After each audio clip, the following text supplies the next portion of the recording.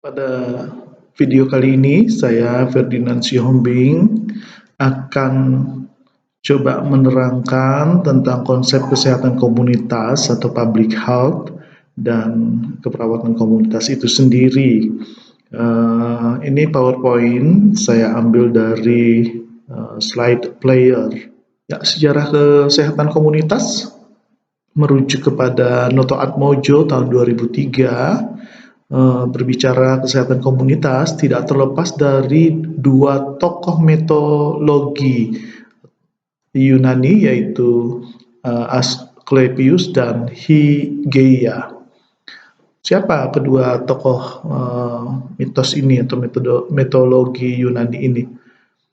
Asklepios melakukan pendekatan pengobatan penyakit setelah penyakit tersebut terjadi pada seseorang. Jadi ada penyakit, lalu pendekatannya adalah coba mengobati penyakit itu. Lalu Hygeia mengajarkan kepada pengikutnya dalam pendekatan masalah kesehatan melalui hidup seimbang, seperti menghindari makanan atau minuman yang beracun, makan makanan yang bergizi atau baik, cukup istirahat, dan juga cukup melakukan olahraga. Ini dari Hygeia. Hygeia menekankan tentang perlunya satu kondisi hidup yang seimbang, selaras, teratur untuk mencapai hidup yang sehat. Kelompok pertama cenderung menunggu terjadinya penyakit atau setelah mengalami sakit, yang selanjutnya disebut pendekatan kuratif atau pengobatan. Kelompok ini pada umumnya terdiri dari dokter gigi, psikiater, dan praktisi-praktisi lain yang melakukan pengobatan fisik, mental, maupun sosial. Sedangkan kelompok kedua, Hygeia dan murid-muridnya cenderung melakukan upaya-upaya pencegahan penyakit dan meningkatkan kesehatan, atau dalam hal ini upaya promotif atau promosi kesehatan yang dilakukan sebelum terjadinya penyakit. Dalam perkembangan selanjutnya, kemudian seolah-olah terjadi pengelompokan atau dikotomi antara kelompok kedua profesi, yaitu yang pelayanannya bersifat kuratif atau curative healthcare, dan pelayanan yang bersifat melakukan upaya pencegahan atau preventif, dikenal juga sebagai preventive healthcare. Nah, kita bahas dulu pendekatan kuratif. Biasanya dilakukan terhadap sasaran secara individual, karena yang sakit secara individual ditanganinya, dan cenderung bersifat reaktif atau menunggu sesudah terjadinya sakit, kondisi sakit atau terjadinya masalah, barulah seorang profesi pengobat menunggu datangnya pasien di tempat di mana dia berpraktik ataupun di puskesmas, jika individu itu kemudian datang atau mencari pertolongan ke puskesmas. Lalu melihat dan menangani klien atau pasien lebih kepada aspek biologisnya, aspek fisiknya, ataupun yang dikenal sebagai simptomatis, yaitu pada gejala-gejala atau tanda-tanda yang dikeluhkan pasien. Itulah yang kemudian akan ditangani oleh profesi pengobat. Yang berikutnya adalah yang bersifat preventif. Apa itu preventif? Preventif adalah upaya untuk mencegah terjadinya penyakit dan gangguan kesehatan terhadap baik itu individu, kelompok, atau keluarga, dan masyarakat secara umum.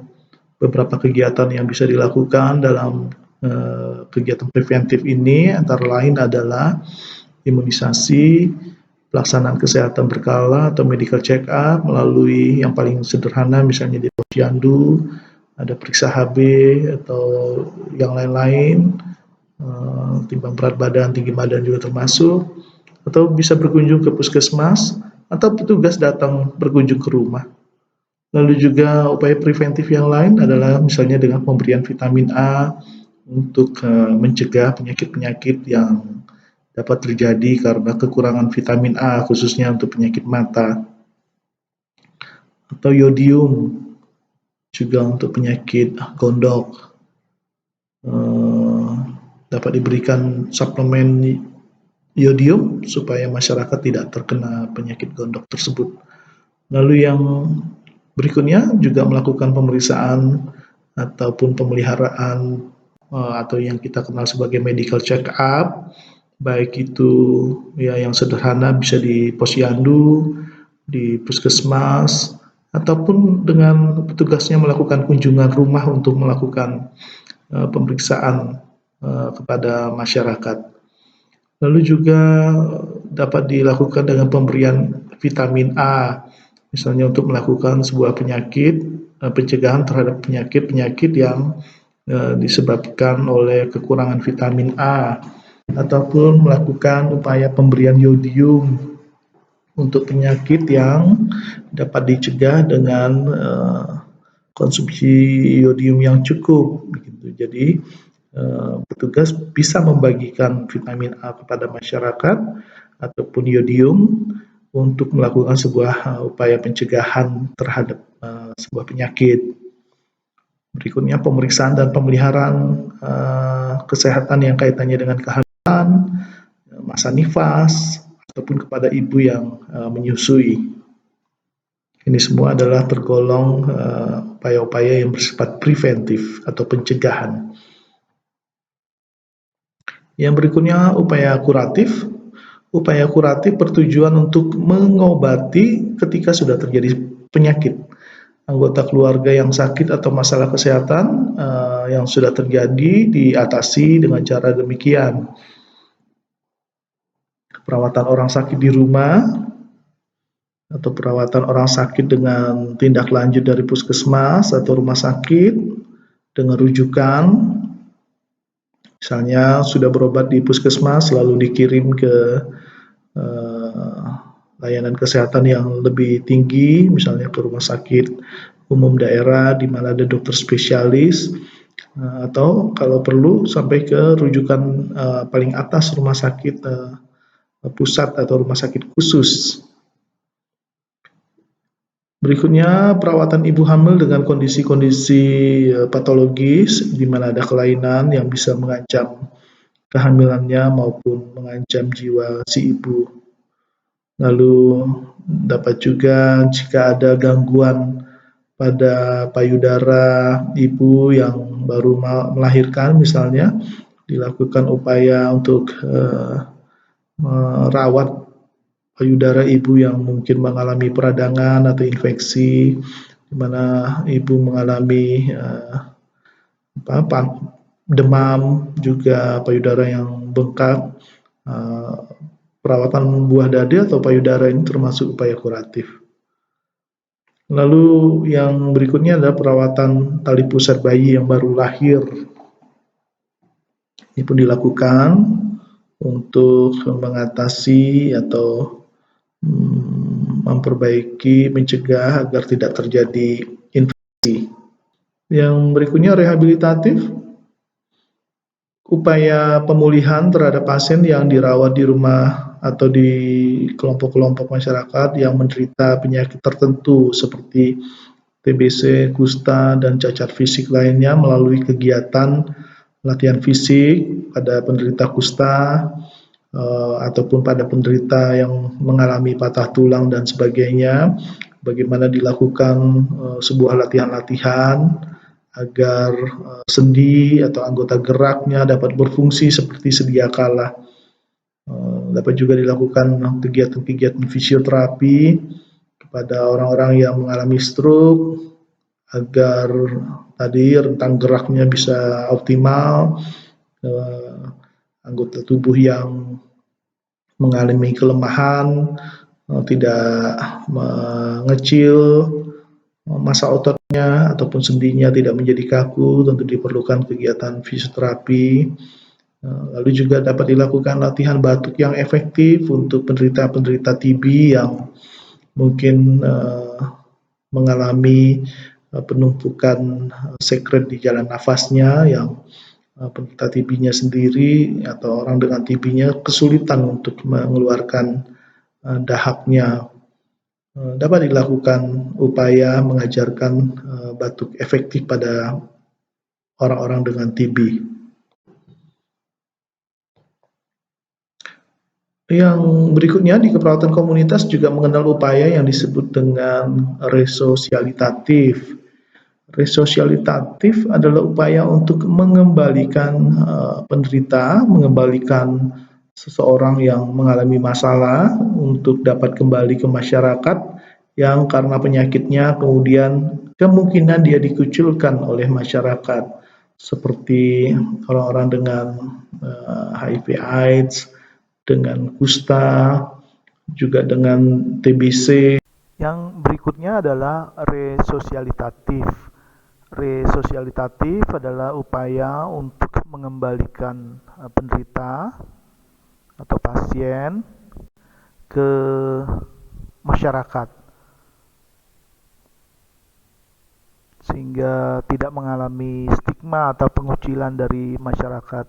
Misalnya bagaimana mengembalikan penderita HIV/AIDS atau kusta atau mungkin juga wanita tunasusila atau pekerja seks komersil untuk kembali bisa diterima di masyarakat dan hidup normal bersama masyarakat. Karena seringkali untuk orang-orang yang mengalami hal ini memang biasanya mendapatkan pengucilan ataupun perlakuan-perlakuan yang diskriminatif karena dianggap ya memiliki penyakit yang menular sehingga harus dijauhi, padahal sudah dinyatakan sembuh misalnya kalau dari penyakit kustanya. Jadi ya perawat berupaya mengembalikan penderita ini kepada masyarakat agar penderita atau pasien atau klien ini bisa beraktivitas, bersosialisasi kembali di masyarakat. Prinsip dasar dari praktik perawatan kesehatan komunitas antara lain yang pertama, keluarga dianggap atau dipandang sebagai unit utama dalam pelayanan kesehatan masyarakat. Lalu yang kedua, sasaran dari kesehatan komunitas, perawatan kesehatan komunitas meliputi individu, keluarga, kelompok, dan masyarakat. Yang ketiga, perawat kesehatan bekerja dengan masyarakat, bukan bekerja untuk masyarakat. Jadi ada unsur sinergi, ada unsur kolaborasi antara perawat komunitas dan masyarakat di dalam upaya memperbaiki persoalan kesehatan yang ada di masyarakat. Yang keempat, pelayanan keperawatan yang diberikan lebih menekankan pada upaya promotif dan preventif daripada upaya yang bersifat kuratif dan rehabilitatif. Jadi sekali lagi di keperawatan komunitas yang ditekankan adalah pelaksanaan upaya promotif dan preventif, bukan kuratif dan rehabilitatif. Meskipun di dalam definisinya ada kalimat bahwa melakukan upaya promotif dan preventif tanpa melupakan upaya kuratif dan rehabilitatif. Namun porsi terbesarnya, porsi dominannya yang utamanya adalah promotif dan preventif. Yang kelima, dasar utama dalam pelayanan perawatan kesehatan komunitas adalah menggunakan pendekatan pemecahan masalah atau problem solving yang dituangkan dalam proses keperawatan. Jadi tatanan keperawatan komunitas pun kita selalu menggunakan proses keperawatan untuk pemecahan masalahnya, baik dari pengkajian, penetapan diagnosis, merencanakan tindakan, melaksanakan dan evaluasi atas semua pelaksanaan tindakan yang dilakukan, apakah itu berhasil atau tidak berhasil, efektif atau tidak efektif. Kita melakukannya melalui pendekatan proses keperawatan. Keenam, kegiatan utama perawatan kesehatan komunitas atau perawatan kesehatan masyarakat adalah di masyarakat, bukan di rumah sakit. Jadi tatanannya di komunitas, bukan di klinikal atau di rumah sakit itu. Ketujuh, pasien adalah masyarakat atau klien kita adalah masyarakat secara keseluruhan, baik yang sakit maupun yang sehat. Mengapa yang sehat juga termasuk? Karena perawat komunitas melakukan upaya promotif dan preventif. Bagaimana caranya agar yang sehat tetap sehat, terhindar dari kondisi sakit atau terhindar dari mengalami masalah kesehatan. Kedelapan, perawatan kesehatan masyarakat ditekankan pada pembinaan perilaku hidup sehat masyarakat atau yang kita kenal juga sebagai perilaku hidup bersih dan sehat atau PHBS. Ini harus menjadi perhatian juga dari keperawatan komunitas untuk melakukan pembinaan perilaku hidup sehat di masyarakat ini. Kesembilan, tujuan perawatan kesehatan masyarakat adalah meningkatkan fungsi kehidupan sehingga dapat meningkatkan derajat kesehatan seoptimal mungkin. Jadi dengan melakukan upaya promotif, preventif, tanpa melupakan upaya kuratif dan rehabilitatif, harapannya fungsi kehidupan di masyarakat berjalan dengan baik, dapat meningkat sehingga pada akhirnya juga dapat meningkatkan derajat kesehatan di masyarakat setinggi-tingginya. 10. Perawat kesehatan masyarakat tidak bekerja sendiri tetapi bekerja sama dalam konteks tim. Jadi ada profesi-profesi yang diajak bekerja sama oleh perawat guna mencapai derajat kesehatan yang seoptimal mungkin itu tadi. Kalau kita di komunitas kita bisa bertemu dengan profesi dokter, profesi bidan atau profesi-profesi yang lain. Baik itu psikolog atau farmasi, mungkin kita bisa libatkan agar terus serta berkontribusi di dalam memperbaiki kesehatan di masyarakat. Ke-11, sebagian besar waktu dari seorang perawat kesehatan masyarakat digunakan untuk kegiatan meningkatkan kesehatan atau promotif, lalu pencegahan penyakit atau preventif, melayani masyarakat yang sehat maupun yang sakit, penduduk yang sakit tidak berobat ke puskesmas,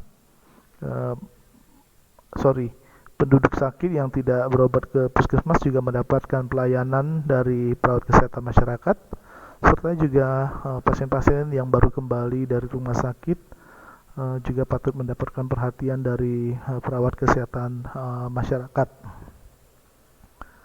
Lalu yang ke-12, perawat juga melakukan home visit, di mana perawat tadi melakukan kunjungan rumah, mungkin untuk melihat pasien yang tadi saya katakan baru kembali dari rumah sakit, atau yang karena satu hal tidak berobat ke puskesmas, sehingga perawat tentu harus merencanakan melakukan kunjungan rumah untuk memeriksa, memantau, ataupun melakukan rujukan jika diperlukan untuk merujuk pasien yang dikunjungi ini ke tingkat pelayanan yang lebih tinggi.